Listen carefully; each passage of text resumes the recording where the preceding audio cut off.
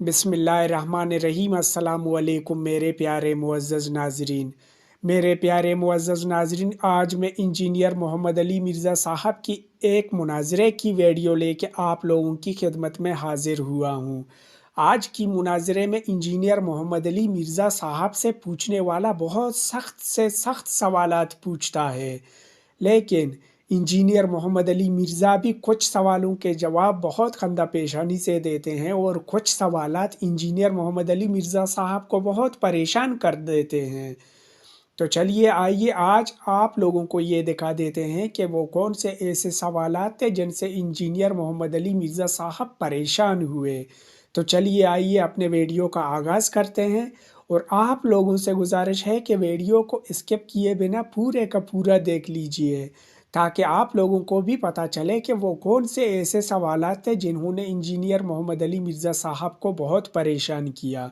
कुछ सवालात वीडियो के दरमियान में ऐसे हुए जिन्होंने इंजीनियर मोहम्मद अली मिर्ज़ा साहब को परेशान किया, और कुछ सवालात दरमियान और लास्ट में हुए। तो चलिए आइए अपने वीडियो का आगाज़ करके देखते हैं कि वो कौन से ऐसे सवालात थे जिनसे इंजीनियर मोहम्मद अली मिर्ज़ा साहब तंग हुए। आइए अपने वीडियो की जानिब बढ़ते हैं। यार आपको कहा था नाम नहीं देना, मेरा तो नाम ये तो लिखा हुआ था फोन में। मैंने बटवाया आपको, मैंने पूरी बहस की थी। वो यार इस तरह ना, वो फिर पता है वो पर्सनल हो जाता है। हाथ बन जाता हूँ, पाँव बन जाता हूँ, ये उस तरफ ले जाते हैं। इस तरह का अकीदा तो पैंथीज़म का अकीदा, ये तो कुफर के ऊपर मबनी है। हदीस के अंदर इसका मतलब मुहावरतन बातें हैं। जी जी जी बिल्कुल है। जी जी। तो फिर अहले हदीस के सामने जब ये हदीस रखते हैं हज़रत इब्न अब्बास वाली के पेट ना भरे, तो वो कहते हैं वो मुहावरतन कहा था।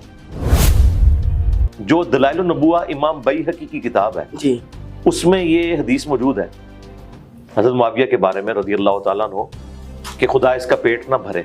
हम ये एक मासूमाना सवाल करते हैं, क्या दलाइल नबुवा मुहावरों की किताब है?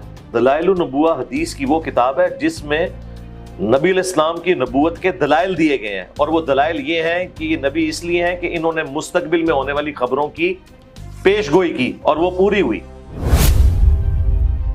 और आगे रावी हदीस कहता है कि फिर हजरत मुआविया का पेट पूरी जिंदगी भर नहीं सका। वो बहुत खाते थे लेकिन उनका पेट नहीं भरता था। ये मैंने तो नहीं गन पॉइंट में दाखिल करवाया। चिश्ती रसूलुल्लाह के अल्फाज किताबी अल्फाज, ख्वाजा मोइनुद्दीन चिश्ती रहमतुल्लाह अलैह वाकई ये जुबान से अदा किए हैं। आप किस तरह गारंटी से कह सकते हैं कि ये उन्होंने ही कहा है? चिश्तिया के जो कस्टोडियन है वो तो कह रहे हैं उन्होंने कहलवाया है, और नसीर साहब भी मानते हैं। पीर नसीरुद्दीन साहब को तो इन्होंने फारूक किया हुआ है, उन्होंने तो इस काम को हाथ ही नहीं डाला। आला हज़रत को बचाना है, ये पुराने बुजुर्गों को एक ही कुर्बानी देनी पड़ेगी, एक बल्ली चढ़ेगा भाई। तो आप अपने नाम के साथ मिर्जा क्यों बताते हैं? वो घनी दाढ़ी वाला नजदी खबीस जुल्खवैसरा अत-तमीमी जिसने बुखारी मुस्लिम में हुजूर को कहा कि इंसाफ करो, अस्तगफिरुल्लाह, वो भी तमीमी है। आप मुझे बताएं, उस वाबी की वजह से, उसको वाबी कहते हैं आला हज़रत, एक वाबी खड़ा हुआ, उस वाबी तमीमी की वजह से क्या बनु तमीम से हम नफरत करेंगे? जी नहीं रहा, आप अपने आप को मजहबी स्कॉलर कहते हैं, मुफ्ती नहीं आप। इसके लिए कोई डिग्री की जरूरत नहीं है। डिग्री वालों का हाल यह है कि उनसे आप कुरान की आयत और हदीस पूछे, वो बता ही नहीं सकते। वो कहते हैं ये तो हमारे बुजुर्गों ने मसला बताया, तो मुफ्ती तुम कहां के हो? ये मुफ्ती नहीं, ये नकाल है। हम ये कहते हैं कि जो आइन की हुक्मरानी के लिए खड़ा हो, वोट को इज्जत दो का नारा लगाए और आइन की हुक्मरानी चाहता है, उसको आप वोट डालें, भले वो नवाज शरीफ हो, भले इमरान खान हो, भले बिलावल भुट्टो। तमाम मकतबा फिक्र ने अपने अपने मदरसे बनाए हुए हैं। आप नया ट्रेंड लेके आए अकेडमी का। पिछले पॉडकास्ट के अंदर एक बात थी, इस्लामिक सेकुलरिज्म। सेकुलरिज्म होता है, इस्लामिक के तो टर्म नहीं, इस्लाम होता है, शरीयत होती है, लेकिन ये इस्लामिक सेकुलरिज्म क्या है? यहाँ तो एक मस्जिद में आमीन ऊंची कहने के ऊपर आपको मस्जिद से निकाल देते हैं, सिर्फ ये व्यूज के लिए फिर करते हैं। इनको अल्लाह जो है वो हदायत दे, ये कोई तरीका नहीं है। अगर यूट्यूब ना होती तो इंजीनियर मोहम्मद अली मिर्जा साहब भी ना होते। ये मेरा अहले हदीस की नमाज सबसे बेहतर है। अस्सलाम वालेकुम पाकिस्तान, मैं हूं आपका मेजबान ज़ैन आसी और आप देख रहे हैं वाइस पाकिस्तान। आज मेरे साथ मजहबी स्कॉलर इंजीनियर मोहम्मद अली मिर्जा साहब जेएनएम से मौजूद हैं। उनके साथ आज हम बैठे हैं, बड़े जी सर ये खुल के ये बात करते हैं। इंजीनियर साहब, मेरा आपसे पहला सवाल ये है جی کہ آپ کے نزدیک اولیاء اللہ کی تعریف لا حول ولا قوت الا باللہ اللہم صلی علی محمد وعلی آل محمد۔ اولیاء اللہ کی تعریف اللہ تعالیٰ نے سورۃ البقرہ میں کر دی ہے۔ آیت الکرسی جو ہے وہ آیت نمبر 255 ہے سورۃ البقرہ کی، اور اس سے اگلی آیت میں اللہ تعالیٰ نے بتا دیا کہ اولیاء اللہ کون ہے۔ ہر اہل ایمان جو کلمہ گو مسلمان ہے وہ اللہ کا ولی ہے، اور ہر اہل شرک اہل کفر وہ شیطان کا ولی ہے۔ یہ تو جنرل ڈیفینیشن ہے۔ جو بھی کلمہ پڑھتا ہے لا الہ الا اللہ محمد رسول اللہ وہ اللہ کا ولی ہے۔ باقی اس کو اللہ تعالیٰ کا قرب کتنا حاصل ہے اس کا کوئی تھرمامیٹر ہمارے پاس دنیا میں موجود نہیں ہے جب پیغمبر دنیا میں موجود نہ ہو۔ اگر پیغمبر دنیا میں موجود ہوں وہ ڈیفائن کر سکتے ہیں، جس طرح آپ صلی اللہ علیہ وآلہ وسلم نے ایک ہی مجلس میں 10 صحابہ کو جنت کی بشارت دی ہے۔ جامعہ ترمذی میں سنن داؤد کے اندر حدیث موجود ہے، ابو بکر جنت میں ہے، عمر جنت میں ہے، عثمان جنت میں، علی جنت میں، پھر طلحہ، زبیر، عبد الرحمن بن عوف، سعد بن ابی وقاص، ابو عبیدہ بن جرح اور سعید بن زید رضی اللہ عنہم اجمعین وعلیہم السلام اجمعین۔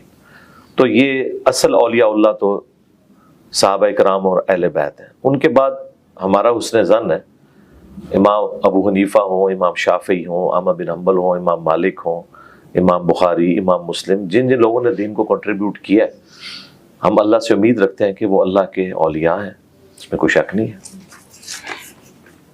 تو جو حدیث ہے صحیح بخاری کے اندر 6502 کہ کوئی نوافل اگر ادا کرے میرے لیے میں سماعت بن جاتا ہوں اور وہ اللہ کی طرف سے میں زبان بن جاتا ہوں، تو اس حوالے سے پھر یہ مطلب ظاہر سی بات ہے اگر کوئی اس طرح کی تمام ارکان اسلام پورے کر رہا ہے، اللہ کی عبادت کر رہا ہے، کوئی گناہ نہیں کرتا، گناہ سے بچ رہا ہے، تو اگر اللہ کی قربت اس طرح حاصل ہو جاتی ہے کہ اللہ تعالیٰ ان کی زبان مطلب جو بول رہے ہوتے ہیں، اس طرح کی کرامات تو ہو سکتی ہیں۔ دیکھیں زبان بن جاتا ہوں، ہاتھ بن جاتا ہوں، پاؤں بن جاتا ہوں، کان بن جاتا ہوں، یہ حدیث بخاری کے اندر ہے، اور یہ حدیث یہاں پہ ختم نہیں ہوتی۔ اس حدیث کا اختتام ان الفاظ پہ ہوتا ہے کہ پھر جب میرا بندہ مجھ سے کوئی سوال کرتا ہے میں اس کی حاجت کو پورا کرتا ہوں، جب وہ اپنے دشمن کے اگینسٹ میری پناہ طلب کرتا ہے تو میں اسے پناہ بھی دیتا ہوں۔ یعنی وہ اللہ کا محتاج ہی رہتا ہے، اللہ ہی سے مانگتا رہتا ہے۔ یہ نہیں ہوتا کہ اس کے ہاتھ اللہ بن گئے تو وہ یہاں سے ہاتھ بڑھائے گا اور وہ عرش پہ پہنچ جائے گا یا ہوا میں اڑ لے گا، اس کا بالکل یہ معنی نہیں ہے۔ دوسری بات، اگر ہاتھ بن جاتا ہوں، پاؤں بن جاتا ہوں، تو کیا کوئی شخص یہ دعویٰ کر سکتا ہے کہ اللہ میرے پاؤں بن گئے؟ یہ تو انتہائی گستاخانہ جملہ ہے۔ جب ہم آپ سے پوچھیں کیا اللہ ہمارے پاؤں ہیں، نعوذ باللہ، یہ کیسے ہو سکتا ہے؟ اس کا مطلب ہے یہ با محاورہ بات ہے کہ گویا اس کے پاؤں پھر میری اطاعت میں ہی اٹھیں گے، اس کے ہاتھ میری اطاعت میں ہی اٹھیں گے۔ اس پہ یہ کاؤنٹر کوشچن یہ کرتے ہیں کہ یہ تو آلریڈی اس نے گناہوں سے بچ کے مقام حاصل کیا تھا، تو پھر اسے انعام کیا ملا؟ ہم کہتے ہیں انعام اسے یہ ملا کہ شروع میں تو اس نے کوشش کی، پھر اللہ تعالیٰ نے اسے یہ مقام دیا کہ وہ گناہوں سے اللہ نے اسے بچا لیا، اور اس کے اوپر جو استقامت ہے یہ اللہ کا انعام ہے۔ وقتی طور پہ تو کوئی شخص کوئی مرتبہ حاصل کر سکتا ہے، لیکن وقت گزرنے کے ساتھ ساتھ انسان کے اندر کمزوری آتی ہے، اور اس کمزوری کی کمپنسیشن یہ ہے کہ جو شخص فرائض میں پابندی اختیار کرتا ہے اور نوافل میں استقامت اختیار کرتا ہے تو میرا اتنا قرب حاصل کر لیتا ہے کہ میں اس کے ہاتھ بن جاتا ہوں۔ یعنی اب اس کے ہاتھ میری طرف سے انعام ہے اس کے لیے کہ وہ صرف نیکی کے کاموں میں ہی بڑھیں گے، اسپیشل پروٹیکشن ہوگی۔ اس کو سپورٹیو وہ آیت ہے، قل ان صلاتي ونسكي ومحياي ومماتي لله رب العالمین، اے نبی تم فرماؤ بے شک میری نماز، میری قربانی، میرا جینا، میرا مرنا سب اللہ کے لیے۔ یعنی اوڑھنا بچھونا اللہ کی ذات ہے۔ پاؤں بن جاتا ہوں یہ نہیں کہ اللہ کوئی پاؤں کے اندر داخل ہو گیا، یا نعوذ باللہ پاؤں بن جانے سے مراد یہ ہے کہ ایک پاؤں وہ اٹھائے گا تو دوسرا وہ جو ہے وہ 7ویں بر اعظم میں جا کے لینڈ کرے گا، ایسا بالکل نہیں ہے۔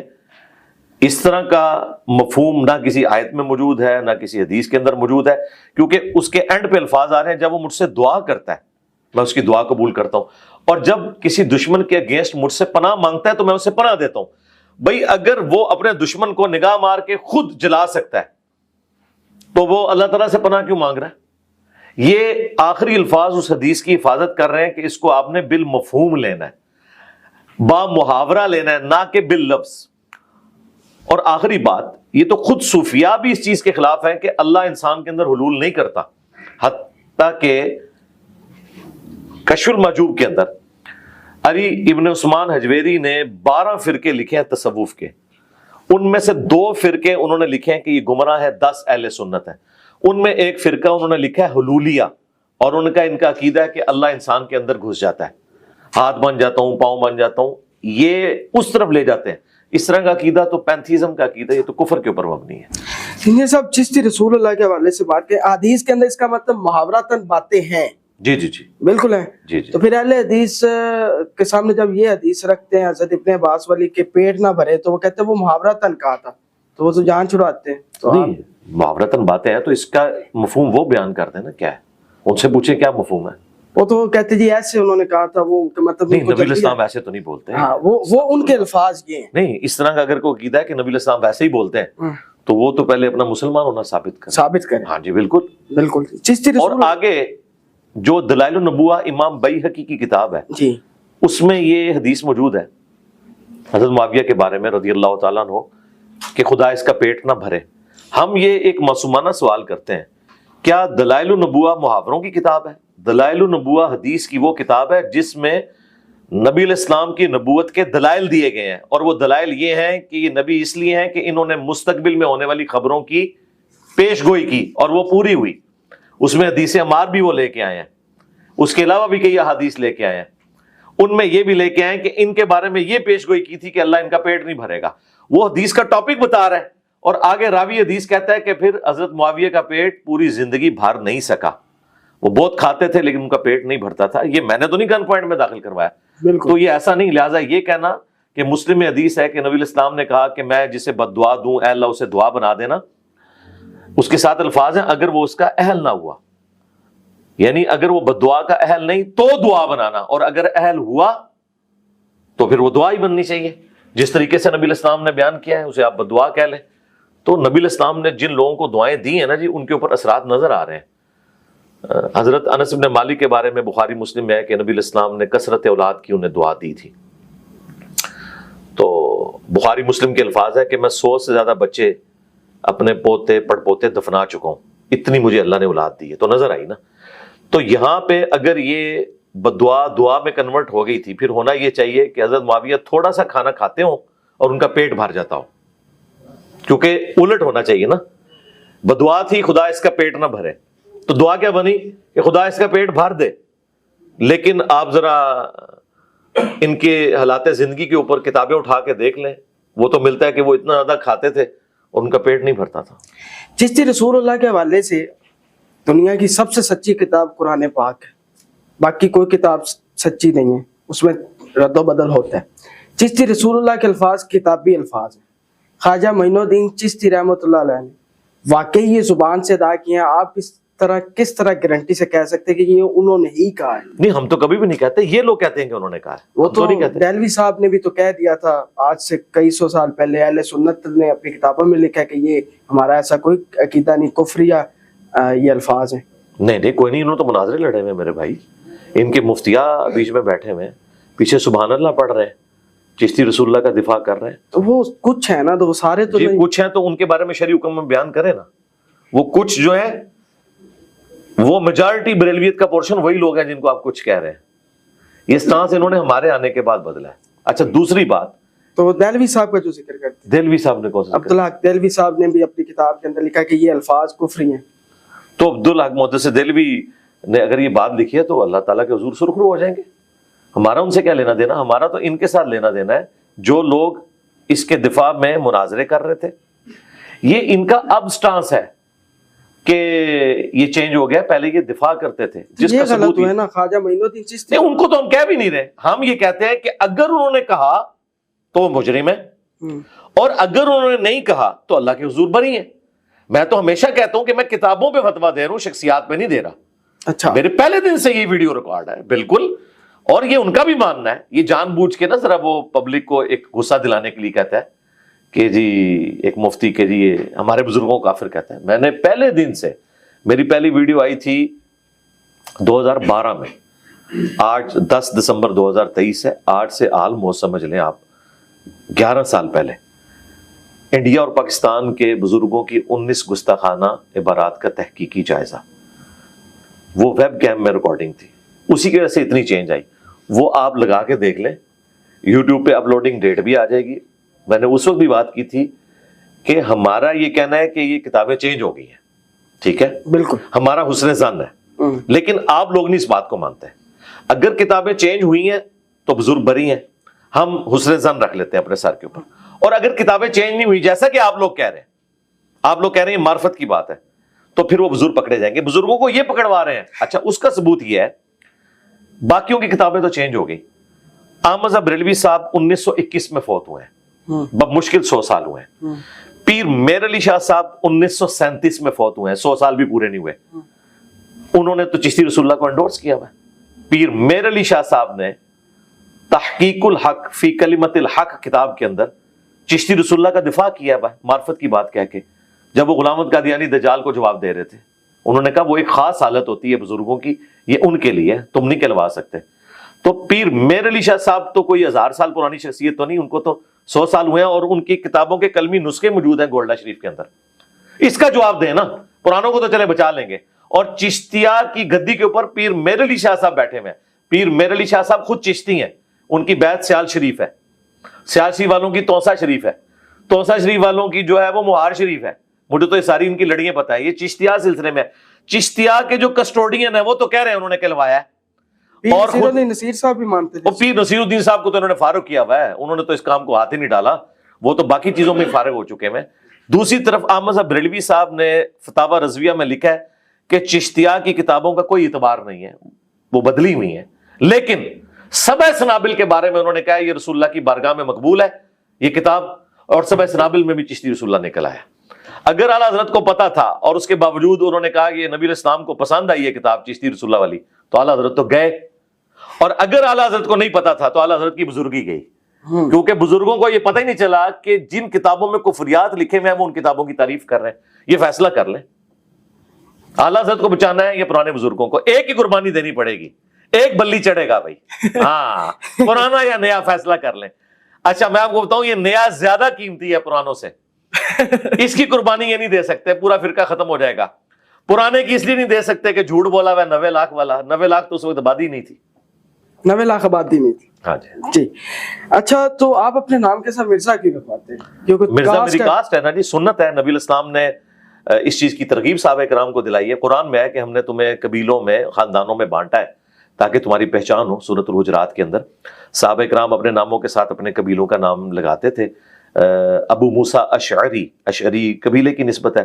ابو ذر غفاری, غفاری قبیلے کی نسبت ہے. ابو ہریرہ الدوسی, یہ ان کی قبیلے کی نسبت ہے. خود ہم رسول اللہ کو ہاشمی کہتے ہیں, تو ہاشمی آپ کے قبیلے کی نسبت ہے. تو یہ قبیلوں کی نسبت اپنے ناموں کے ساتھ لگانا یہ اللہ تعالیٰ کو پسندیدہ ہے. تو مرزا ہماری کاسٹ ہے, مغل فیملی سے ہم تعلق رکھتے ہیں. باقی یہ کہنا کہ اگر کوئی مرزا غلام احمد قادیانی دجال پیدا ہوا ہے اس کے اندر, تو پھر ہم الزامی جواب کے طور پہ کہیں گے کہ ہاشمی خاندان میں پھر ابو لہب بھی پیدا ہوا ہے, تو کیا اس کی وجہ سے ہاشمی لگانا ہم چھوڑ دیں گے نبی الاسلام کے ساتھ؟ ایسا تو نہیں ہوگا. ابو لہب بھی ہاشمی ہے جس کے اوپر قرآن کی پوری سورت نازل ہوئی ہے. اتنا بدبخت اور کوئی کافر نہیں ہے. اسی طریقے سے بخاری مسلم میں آیا کہ قیامت کے قریب جب دجال نکلے گا تو دجال پہ سب سے زیادہ سخت جو گروہ میری امت کا ثابت ہوگا وہ بنو تمیم ہوگا. نبی علیہ السلام نے تعریف کی ہے بنو تمیم کی, اور حضرت ابو ہریرہ کہتے ہیں جب سے میں نے بنو تمیم کی یہ تعریف سنی ہے نا, میں اس دن سے بنو تمیم سے محبت کرتا ہوں. لیکن دوسری طرف وہ گھنی داڑھی والا نجدی خبیث ذوالخویسرہ التمیمی جس نے بخاری مسلم میں حضور کو کہا کہ انصاف کرو, استغفر اللہ, وہ بھی تمیمی ہے. آپ مجھے بتائیں اس وابی کی وجہ سے, اس کو وابی کہتے ہیں اعلیٰ حضرت, ایک وابی کھڑا ہوا, اس وابی تمیمی کی وجہ سے کیا بنو تمیم سے ہم نفرت کریں گے؟ اس طریقے سے غلام احمد قادیانی دجال کی وجہ سے کیا آپ مجھے ان کی طرف منسوب کریں گے کہ میں اس کا کوئی ماننے والا ہوں؟ نعوذ باللہ. تو یہ ان کی ایک ڈھکوسلا ہے, اور اچھا ہوا ہے ہماری دعوت کا کام زیادہ پھیلے اس سے ہے. کہ مجھے قادیانی کہتے ہیں. لوگ مجھے سنتے ہیں تو انہیں چشتی رسول اللہ اور تھانوی رسول اللہ کا پتہ چل جاتا ہے, وہ میری طرف آ جاتے ہیں, یعنی کہ رسول اللہ کے ساتھ جڑ جاتے ہیں صلی اللہ علیہ وآلہ وسلم. آپ کو کبھی زندگی میں دکھ ہوا ہے, کبھی کسی دن آپ کو لگا ہو کہ نہیں کہ یار یہ بہت بڑا دکھ بھری بات ہوئی ہے اور بڑا دکھ ہے؟ کس پوائنٹ آف ویو سے؟ دعوت کے حوالے سے؟ جی. دکھ تو ہر بندے کو پہنچتے ہیں. دعوت کے حوالے سے تو میں الحمدللہ اب تو انجوائے کرتا ہوں. مجھے پتا ہے کہ ہر مشکل کے ساتھ آسانی ہے. ان مع العسر یسرا. آج تک جتنی بھی ہماری دعوت کے خلاف معاملات کھڑے ہوئے, آپ دیکھیں اینڈ رزلٹ ہمارے حق میں نکلا. ٹھیک ہے, وہ ہمارے بھائی پوڈ کاسٹ کرنے کے لیے پچھلی دفعہ آئے تھے تو وہ کہہ رہے تھے دیکھیں جی قاسم علی شاہ صاحب کے خلاف جب پی ٹی آئی نے کمپین کی تو وہ تو بیچارے بیٹھ ہی گئے. 4 ملین سے زیادہ سبسکرائبر ہیں ان کے, تو ویورشپ 1-2 ہزار پہ آ گئی ہے, لیکن آپ کی تو بڑھ گئی ہے. میں نے کہا بھائی وہ قاسم علی شاہ ہے, ہم تو اللہ کے نبی کے مجاہد ہیں صلی اللہ علیہ وآلہ وسلم. ٹھیک ہے, اور ہم اللہ کے لیے کھڑے ہوئے ہیں. ہم سے جو ٹکرائے گا تو وہ انشاءاللہ دنیا میں اپنی سزا بھگت لے گا. جی نہیں رہا, آپ اپنے آپ کو مذہبی اسکالر کہتے ہیں, مفتی نہیں آپ. مفتی تو میں ہر مسلمان کو سمجھتا ہوں. آپ ہر مسلمان, جی ٹھیک ہے. مفتی کا مطلب ہوتا ہے فتویٰ دینے والا. جتنا آپ کو پتا ہے آپ اس کا فتویٰ دے سکتے ہیں. مثلا میں اگر آپ سے پوچھوں کہ وضو کا طریقہ کیا ہے, اس پہ فتویٰ دیں, تو آپ دیں گے. اگر روٹین سے ہٹ کے کوئی مسئلہ ہے, وہ تو چھوٹے مفتیوں کو بعض اوقات پتہ نہیں ہوتا, وہ کہتے ہیں بڑے مفتی سے پوچھیں گے. بعض اوقات بڑوں کو بھی نہیں پتا ہوتا, اس سے بڑے. تو اینڈ رزلٹ تو یہ ہے کہ ہر شخص مفتی ہو سکتا ہے. اس کے لیے کوئی ڈگری کی ضرورت نہیں ہے. ڈگری والوں کا حال یہ ہے کہ ان سے آپ قرآن کی آیت اور حدیث پوچھیں, وہ بتا ہی نہیں سکتے. وہ کہتے ہیں یہ تو ہمارے بزرگوں نے مسئلہ بتایا. تو مفتی تم کہاں کے ہو؟ یہ مفتی نہیں, یہ نقال ہے. نقال ایک ٹرم ہے فقہ کی جو نقل کرنے والا ہوتا ہے. مفتی یہ کہاں سے ہو گئے؟ یہ صرف اپنے بزرگوں کے فتوے نقل کرتے ہیں.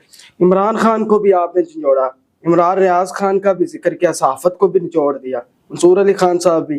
اس کے بعد سیاستدان, یہ سارے مطلب ہیں. مطلب آپ کو ڈر نہیں لگتا کسی بھی اسٹیبلشمنٹ کا بھی نام آپ پہ دھڑک لے رہے ہوتے ہیں, ان کے نام بھی لے رہے ہوتے ہیں, پھر آپ کے خلاف تمام.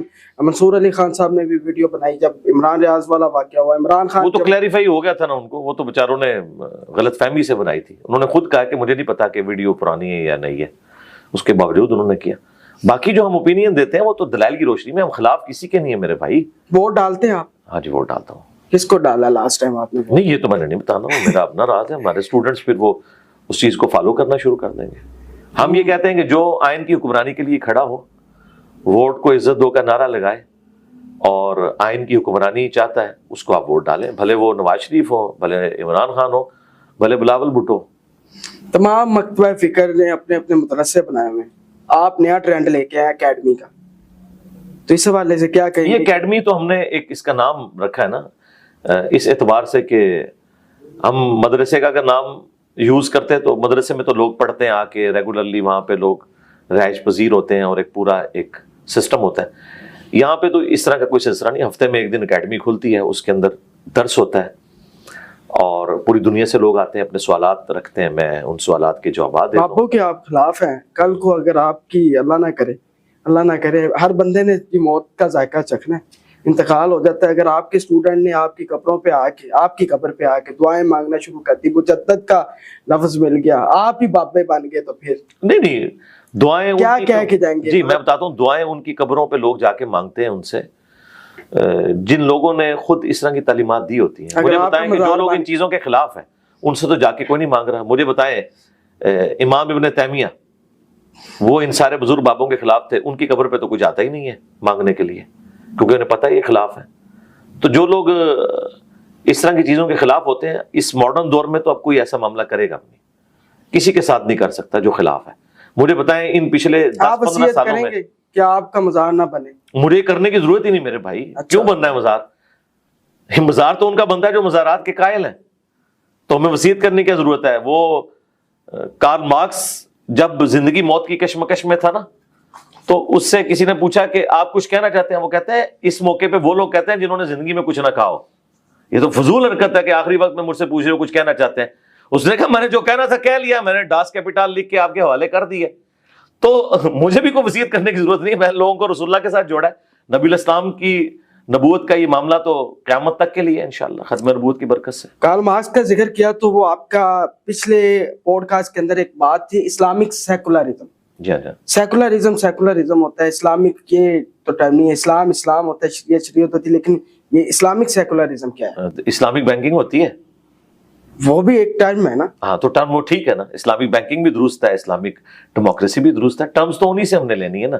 ہائی کورٹ، سپریم کورٹ اور سول کورٹ، تعریف کرتے اسلامک سیکولرزم. اسلامک سیکولرزم جو ہم نے ڈیفینیشن کی تھی وہ یہ ہے کہ ہر مکتب فکر کو آزادی ہونی چاہیے کہ وہ اپنے اسکول آف تھاٹ کے مطابق زندگی گزارے، اور گن پوائنٹ پہ کوئی بھی شخص کسی کو اپنے فرقے میں شامل کرنے کی کوشش نہ کرے، اس کی لائف کو ونریبل نہ کرے.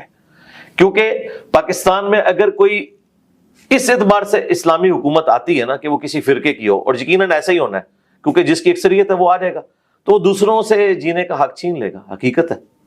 یہاں تو ایک مسجد میں آمین اونچی کہنے کے اوپر آپ کو مسجد سے نکال دیتے ہیں. اب مجھے بتائیں، جو لوگ آپ کو مسجد سے آمین اونچی کہنے پہ نکالتے ہیں، رفع الیدین کرنے پہ، کل کو اگر ان لوگوں کی حکومت آ گئی، وہ آپ کو گھر میں بھی آمین نہیں اونچی کہنے دیں گے. وہ تو کہیں گے ہماری حکومت ہے، ہماری مرضی چلے گی. تو اس کو ہم کہتے ہیں اسلامک سیکولرزم، ایک ٹرم ڈیوائز کی جس طرح اسلامک بینکنگ، اسلامک ڈیموکریسی. آپ خلافت کا ہی ایک ماڈرن نام سمجھ لیں، اسلامک سیکولرزم، اسلامک ڈیموکریسی، یہ ہے سب. آپ کی کوئی الگ مسجد تو نہیں ہے؟ انہی مساجد نہیں، ظاہر ہے انہی مساجد میں نماز پڑھتے ہیں. جی ہاں، الحمدللہ. وضو کن کا ٹھیک ہے، اہل تشیعوں کا یا باقی تمام؟ دونوں کا ٹھیک ہے، لیکن اہل سنت کا وضو جو ہے وہ زیادہ بہتر ہے اس اعتبار سے کہ عموماً پاؤں پہ گرد لگی ہوتی ہے، صرف مسح کرنے سے کام نہیں چلتا. اور یہ اہل تشیع بھی مانتے ہیں کہ اگر پاؤں صاف ہوں، گرد ان پہ نہ لگی ہو، پھر ہی مسح ہوتا ہے. اسی لیے بسا اوقات آپ نے دیکھا ہے وضو سے پہلے وہ پاؤں دھو رہے ہوتے ہیں. تو اہل سنت کا جو وضو ہے یہ زیادہ بہتر ہے. زیادہ بہتر. اچھا، حضرت اما حوا کا قرآن پاک کے اندر ذکر ہے نام کے ساتھ؟ نام ہونا کوئی ضروری نہیں ہے. قرآن میں تو کسی عورت کا نام نہیں آیا. نوح کی بیوی، لوط کی بیوی، ٹھیک ہے، عمران کی بیوی، صرف ایک عورت کا نام آیا ہے اور وہ ہے سیدہ مریم. اور وہ ان کی وجہ سے نہیں آیا، چونکہ ان کو اللہ تعالیٰ نے ایک معجزانہ بیٹا دیا تھا، اس وجہ سے. تو میرے پیارے معزز و محترم ناظرین، یہ تھا ہمارا آج کا ویڈیو. ہم امید کرتے ہیں کہ آپ لوگوں کو ہمارے ویڈیوز پسند آ رہے ہوں گے.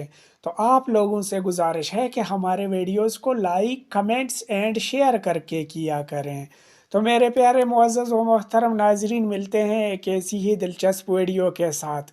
تب تک کے لیے اپنا خیال رکھیے اور ہمیں اجازت دیجیے. اللہ حافظ.